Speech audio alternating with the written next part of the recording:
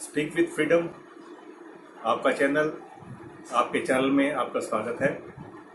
जैसे कि आप सब जानते हैं कि पूरे देश में कोरोना वायरस की चर्चा चल रही है और एक दूसरी चर्चा जो आजकल चल रही है वो किसानों के द्वारा किए गए प्रदर्शन के बारे में चल रही है। उन्हें धरने की लगाए हुए हैं। तो जैसे ही किसान की जो सूरत हमारे दिमाग में जहन में आती है तो एक बात तो साफ होती है कि हमें ऐसी मूर्त नज़र आती है जो एक व्यक्ति जो धूप में बारिश में अपने खेतों में काम करता है, फसलों को देखता है, देखभाल करता है, अपनी मेहनत जी जान खून पसीना एक कर देता है, उसकी छवि हमारे दिमाग में दिखाई पड़ती है। तो वही किसान आज धरने पर बैठा है, प्रदर्शन पर बैठा है। तो इसकी एक वजह बताई जा रही है कि अभी हाल ही में 3 विधेयक एग्रीकल्चर को लेकर, किसानों को लेकर 3 विधेयक पारित किए गए। तो वो ही एक वजह बताई जा रही है जिसको रविवार को हमारे माननीय राष्ट्रपति जी ने भी अपनी मंजूरी दे दी। तो ये 3 विधेयक है।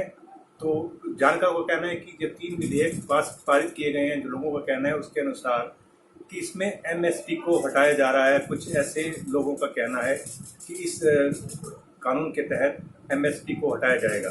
तो ये एमएसपी क्या चीज़ है, तो इसको जानने के लिए जो एमएसपी है, एक किसानों की दशा को सुधारने के लिए ये स्कीम चलाई गई थी 1965 में कि लोगों को किसानों को एमएसपी पर दिया जाए। ये एमएसपी आखिर होता क्या है, तो उसकी फुल डिटेल है, फुल इसकी फॉर्म है मिनिमम सपोर्ट प्राइस। यानी कि किसान जो अगर अपनी फसल गवर्नमेंट को, सरकार को बेचेगा तो उसको कम से कम जो उसकी लागत आई है उसका मिनिमम सपोर्ट प्राइस से दिया जाएगा। तो इसी बात पर किसानों को थोड़ा संदेह है कि कहीं उनका एमएसपी उनसे छीन न लिया जाए, उनकी फसल सस्ते में न खरीद ली जाए। लेकिन कुछ विशेषज्ञों का कहना है कि एमएसपी के होते हुए भी सिर्फ 6% किसानों की फसल एमएसपी के तहत प्रोक्योर की जा रही थी। तो सिर्फ ये 6% किसान ही क्यों एमएसपी का फायदा उठा रहे थे?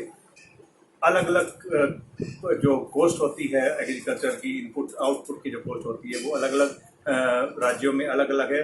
कहीं मजदूरों की अवेलेबिलिटी होती है, कहीं उनकी वेजिस के बारे पर डिपेंड होता है कि गवर्नमेंट ने तो सिर्फ एमएसपी जो लगाया हुआ है वो एक पूरे देश में एक जैसा लगाया हुआ है, लेकिन अलग अलग स्टेट्स में उसको एमएसपी किसानों का जो लागत आती है फसल पर वो डिफरेंट होती है।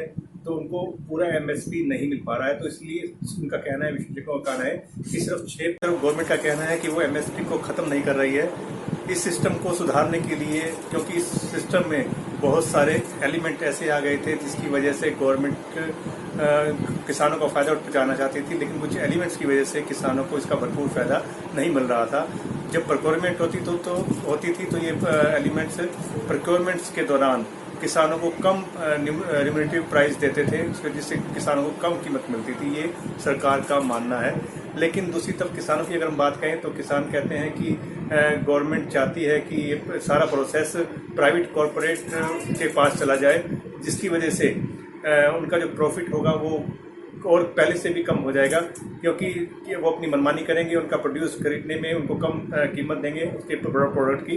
तो इसलिए वो चाहते हैं कि ये जो प्रोसेस, जो 3 बिल गवर्नमेंट ने पास किए हैं, ये बिल्कुल गलत है। यहाँ पर मैं एक छोटा सा एग्जांपल आपके सामने लेना चाहूँगा कि जो एक लेस कंपनी है वो जो चिप्स बनाती है, जब वो आलू को, पोटैटोस को प्रोक्योर करती है तो उसका प्रोक्योरमेंट प्राइस जो उसको कीमत देती है किसानों को वो 3 या 3.5 रुपये केजी के हिसाब से उनको दिए जाते हैं। अगर आप किसी पैकेट को मार्केट में लेने जाएं तो 20 रुपये का एक पैकेट मिलता है जिसमें का वजन होता है सिर्फ 45 ग्राम। यानी कि इसकी कीमत जब तक कंज्यूमर तक पहुंचती है वो 500 रुपये किलो हो जाती है। तो इतना डिफरेंस, जैसे कि आप देख रहे हैं कि कितना प्राइस किसान को मिला और कितना कंज्यूमर को का पे करना पड़ता है। इसी तरह से किसानों को डर है कि अगर यह प्राइवेट कॉर्पोरेट्स के हाथों में चला गया तो उनकी जो फसल है वो कम दाम पर खरीद ली जाएगी और इनको पहले से भी ज़्यादा लॉस होगा। अब इन दोनों फैक्ट्स मैंने आपके सामने रख दिए हैं, तो इससे आप जायज़ा लगा सकते हैं कि गवर्नमेंट का कथन सही है या गवर्नमेंट का या किसानों का। अगर आपको मेरा चैनल अच्छा लगे तो इस चैनल को सब्सक्राइब कीजिए, ज़्यादा से ज़्यादा लाइक कीजिए, शेयर कीजिए। धन्यवाद।